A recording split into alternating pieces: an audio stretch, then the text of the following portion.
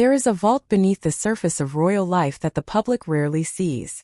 Not the Tower of London, not the glass cases of Buckingham Palace's staterooms, but the quieter, more personal archive of a queen's own jewelry collection. A place where gifts from heads of state rest beside century-old heirlooms, where diplomatic gestures share space with inherited obligations, and where some of the most spectacular objects ever created by human hands sit, unworn, sometimes for decades. Queen Elizabeth II wore jewelry the way most monarchs do not. For her it was never decoration. It was communication. Every brooch pinned to a coat, every tiara settled onto her head, every strand of pearls drawn from its velvet box was a deliberate signal to the room, to the cameras, to the nation, and to history itself. She studied what worked and what didn't with the same precision a diplomat applies to language. And yet, for all her discipline and studied elegance, there were 12 pieces, some staggeringly beautiful, some loaded with history, some gifted by world leaders, that she simply could not make work. Not because they were flawed, but because they clashed with something deeper than taste, her sense of purpose. This is the story of those 12 pieces, and the reasons are far more surprising than you might expect. In 1966, Pakistan's President Ayub Khan arrived in Britain carrying diplomatic goodwill, and a gift that expressed it in the most spectacular terms possible. The Pakistani turquoise necklace was exactly the kind of object that stops a room. A traditional South Asian design built around bold, deep blue turquoise stones set in heavy gold work, its scale designed for ceremonial grandeur, its weight both literal and symbolic. By any measure of gemological artistry it was remarkable. But within weeks of its arrival at the palace, it ran into a problem that no amount of diplomatic intent could solve.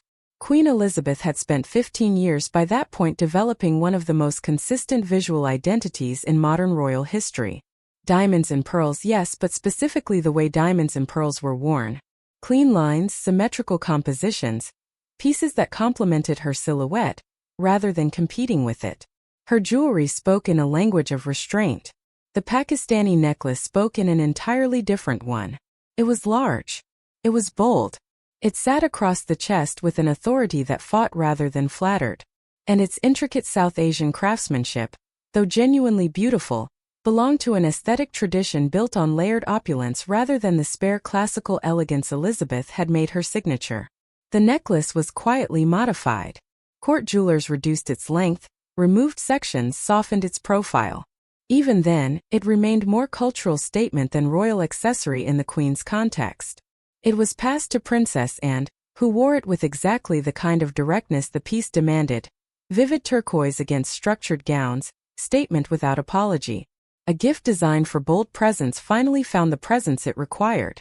Queen Mary, Elizabeth's grandmother, understood jewelry as imperial architecture. Her tiaras weren't worn so much as deployed. Towering constructions of diamonds and platinum, they rose from the head with a deliberate message. Here is the full force of the British crown, made visible in precious metal. For Queen Mary, this was entirely appropriate.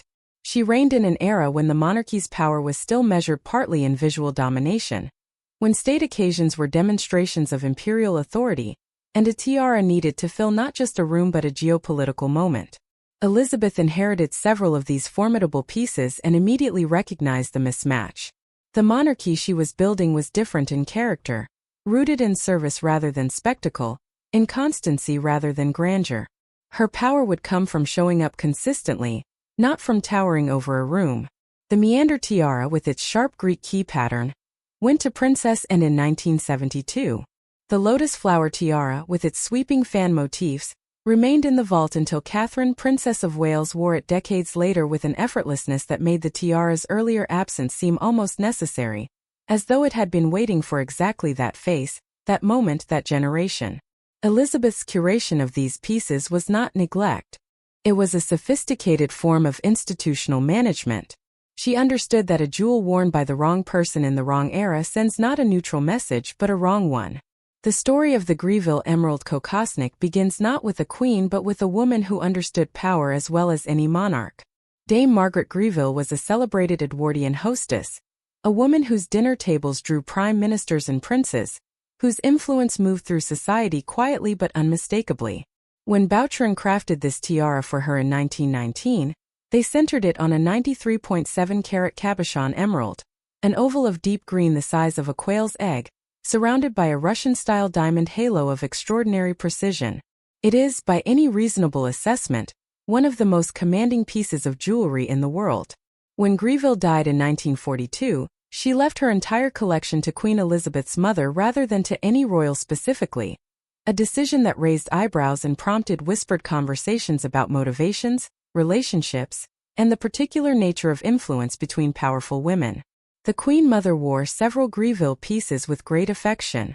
The kokosnik, however, came to Elizabeth II in 1952, and it never appeared on her head in public.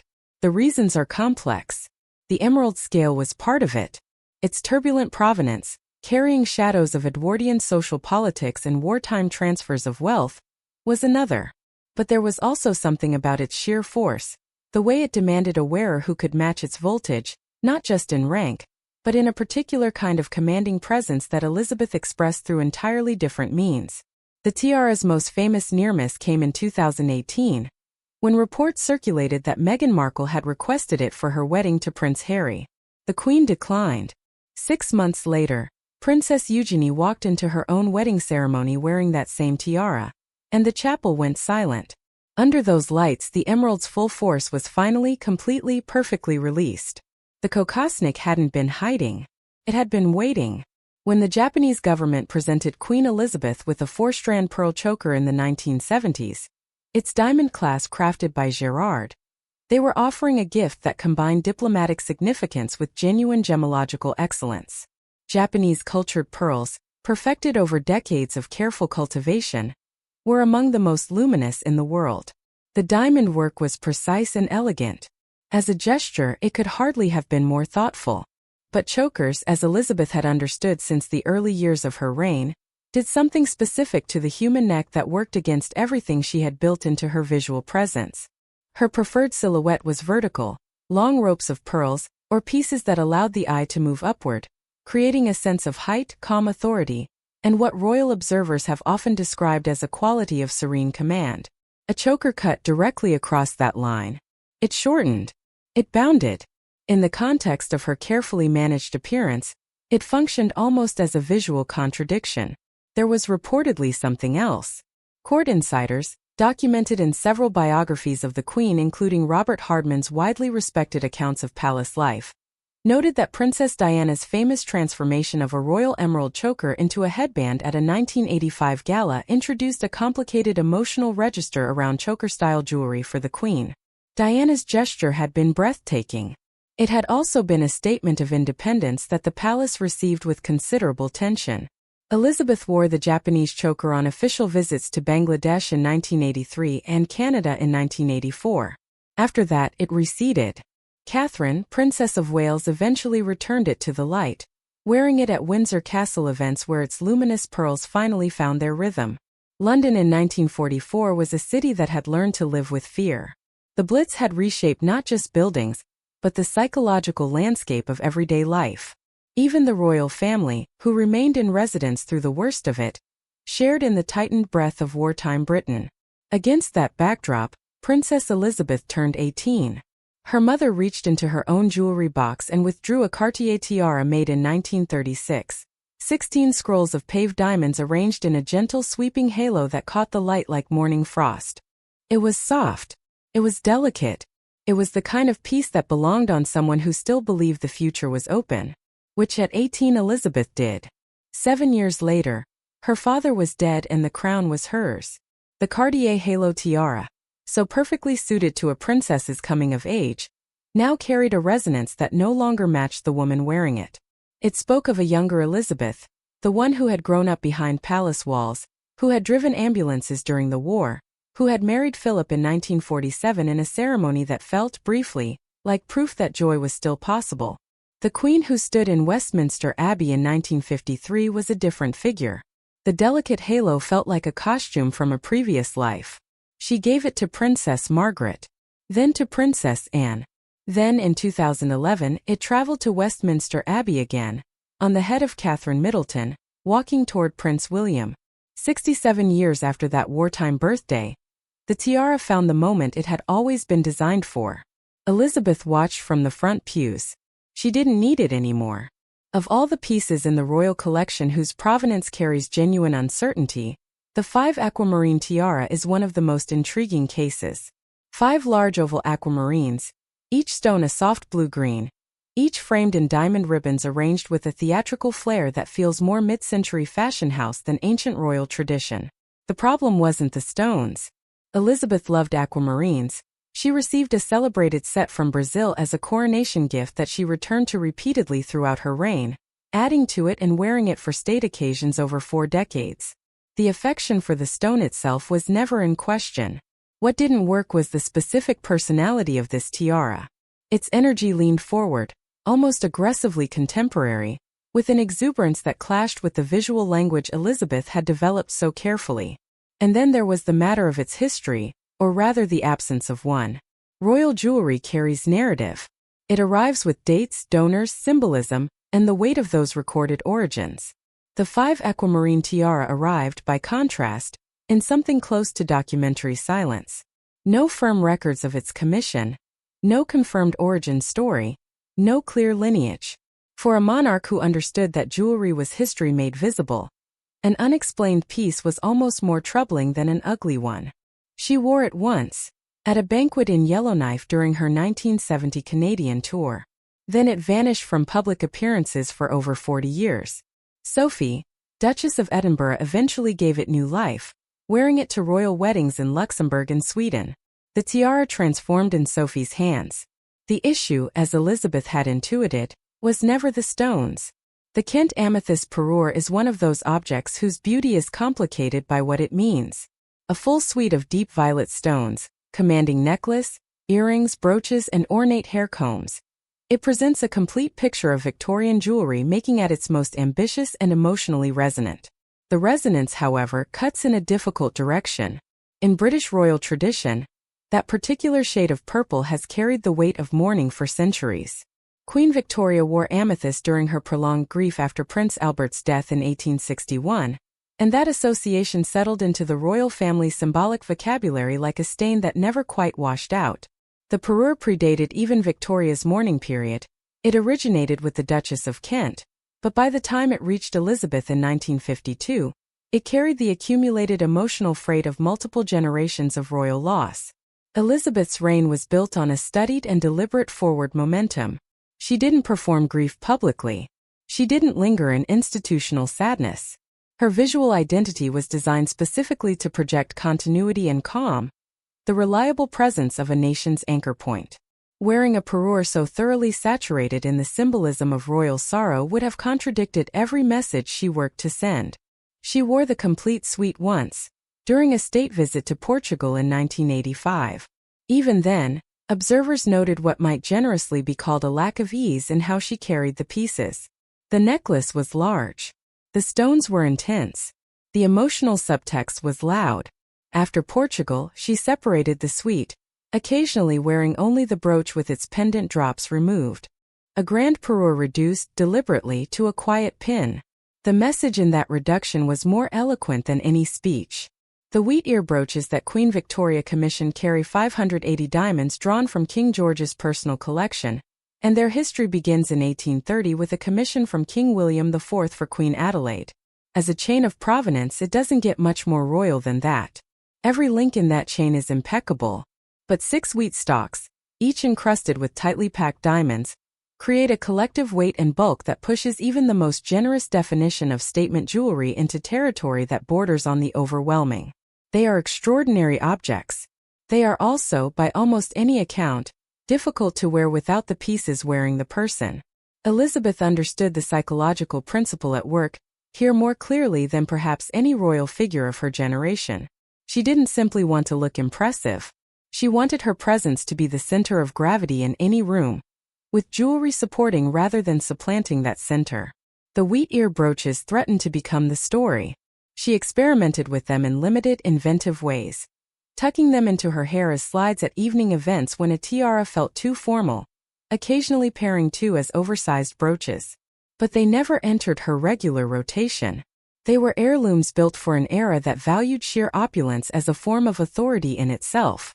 Princess Eugenie wore 3 of them threaded through her hair at her 2018 wedding reception, and the effect was transformative, theatrical, young, entirely fresh. What felt heavy on a monarch felt electric on a bride. Elizabeth's instinct to pass them forward rather than persist with them showed a quality that was perhaps her rarest: the willingness to admit that something magnificent wasn't right for her, without diminishing its magnificence. Few objects in the royal collection carry a survival story as dramatic as the sapphire choker once worn by Empress Maria Feodorovna of Russia. For rows of luminous pearls linked by 20 diamond bars, anchored by an angular sapphire clasp that could be detached and worn as separate bracelets, it was designed for the imperial courts of late 19th century St. Petersburg, where opulence was the air that power breathed. What makes the piece remarkable beyond its gemological excellence is the story of how it survived. When the Russian Revolution swept away the Romanov dynasty in 1917, Maria Feodorovna managed to escape with it. As documented in various historical accounts of the Romanov dispersal, she held onto the choker until her death in 1928, one of the few pieces of imperial jewelry that didn't disappear into revolutionary nationalization or private sale. Queen Mary later purchased it for the royal collection, and it eventually passed to Elizabeth in 1953.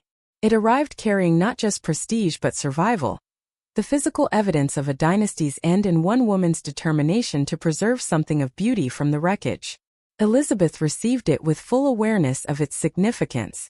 And then, for essentially the same reason she avoided the Japanese pearl choker, she set it aside. The design sat high on the neck. It restricted the vertical silhouette she had built her public image around. It appeared on her precisely once before being passed to Princess Anne, who wore it for her 50th birthday portrait and again at Prince William's 2011 wedding celebrations. The piece's imperial provenance demanded exactly the kind of dramatic presence Anne was entirely willing to supply.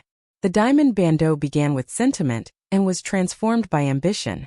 In 1893, the people of Lincolnshire presented a diamond brooch to Princess Victoria Mary of Teck, the woman who would become Queen Mary, as a gesture of regional affection rather than institutional obligation. It was personal. It was warm. It was the kind of gift that carries emotional texture precisely because it wasn't required. Queen Mary wore the brooch for years, and then decades later, asked Cartier to transform it into something that reflected the new era she embodied.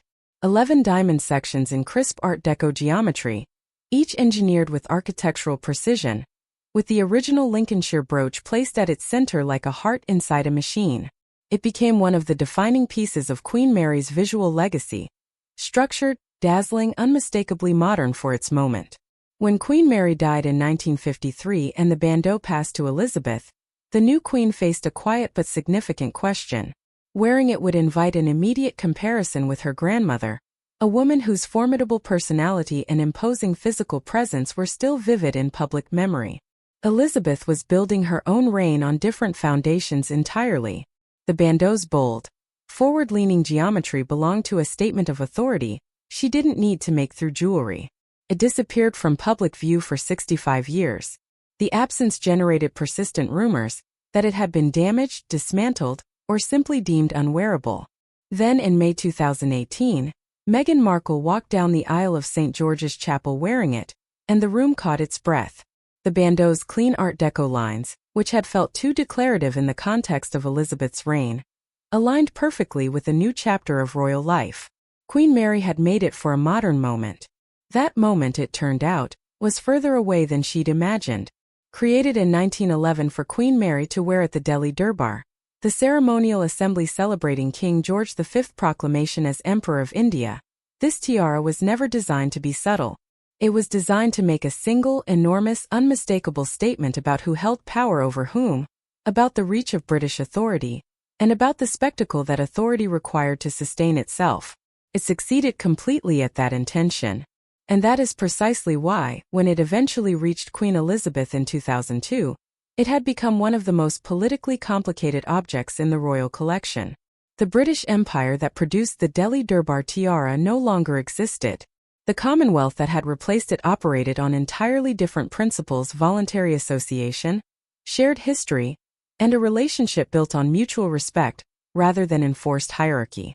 Elizabeth had spent 50 years carefully and genuinely distinguishing her monarchy from its imperial predecessor. She was, by most credible accounts of those who knew her, deeply sincere about this distinction. Wearing a tiara explicitly designed to project imperial dominance over India would have contradicted decades of careful diplomatic work in a single highly visible moment.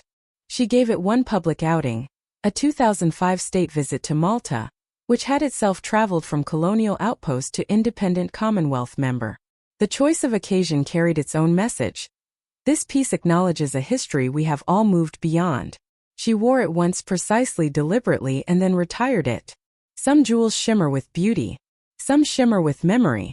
The Delhi Durbar tiara shimmered with the weight of an empire, and that weight made every appearance a calculation of the highest order. And here, at the top of this list, is a piece that Queen Elizabeth II never wore publicly. Not once. In a collection of thousands of objects, accumulated over 70 years of gifted pieces, inherited heirlooms and purchased editions, the meander tiara stands as perhaps the clearest single expression of the Queen's aesthetic intelligence. The meander tiara takes its name from its defining design element, the Greek key pattern, a motif of interlocking right angles that has appeared in classical architecture and decorative art for thousands of years. At the tiara's center sits a bold diamond, held inside a laurel wreath. The geometry is precise, almost severe. There are no curves. There are no soft lines. There is no romantic sweep or gentle flow. There is only structure. By every objective standard of gemological quality, it is an extraordinary object. The workmanship is impeccable. The diamonds are exceptional. The design is internally coherent and visually striking. But it spoke a language that was simply not Queen Elizabeth's. Her jewelry vocabulary, refined over the first decade of her reign into something approaching a personal philosophy, was built on harmony and flow. The soft curves of her Girls of Great Britain and Ireland tiara, the delicate scrollwork of the Vladimir tiara's pendant drops, the quiet precision of her diamond and pearl pieces. Her jewelry moved with her. The meander tiara stood apart from its wearer, asserting its own geometry regardless of the human figure beneath it. Elizabeth recognized this immediately. The tiara never appeared on her head. In 1972, rather than consigning it to indefinite vault life, she passed it directly to Princess Anne, and in doing so, she demonstrated something about her understanding of objects and people that goes beyond jewelry entirely, and wore it with a conviction that made the tiara's geometric sharpness feel entirely natural. She wore it to formal occasions through the 70s and 80s. She wore it for her 50th birthday portraits. She later loaned it to her daughter Zara Tindall for her 2011 wedding, cementing its identity as a multi-generational piece with a specific kind of owner, someone for whom strength of line and confidence of form are not impediments but expressions. The tiara was never wrong. It was simply waiting for the right head. What these 12 pieces reveal, examined together, is something remarkable about the woman who wore the crown for 70 years. Queen Elizabeth II made thousands of decisions during her reign that history will record in formal terms: state visits, constitutional crises, Commonwealth negotiations, the quiet management of an institution that had to reinvent itself repeatedly simply to survive. But alongside those decisions, she made thousands of quieter ones that were no less deliberate. Which jewel to wear and, crucially, which jewel not to. She understood that jewelry was never merely decorative. Every piece she wore was a form of communication, with the person she was visiting, the institution she represented, the history she was navigating, and the image she was building across decades of public life. And because she understood that jewelry communicates, she also understood that the wrong piece communicates the wrong thing, no matter how beautiful it might be in isolation. The 12 pieces on this list were not failures. They were not inferior objects. In almost every case, they found their perfect wearer eventually. On Princess Anne's shoulders, on Catherine's head, in Meghan Markle's chapel, in Zara Tindall's wedding photographs. The Queen's restraint made those moments possible. By refusing to force pieces that didn't fit her specific language, she preserved them for the people who could speak that language fluently. She protected not just her own image but the vitality of the objects themselves. There is a kind of genius in knowing what not to wear. It requires the same self-knowledge, the same clarity of purpose, and the same long view that the rest of Elizabeth's reign required. The vault beneath royal life holds not just jewelry but decisions, And the ones made in quiet, away from cameras, sometimes reveal the most.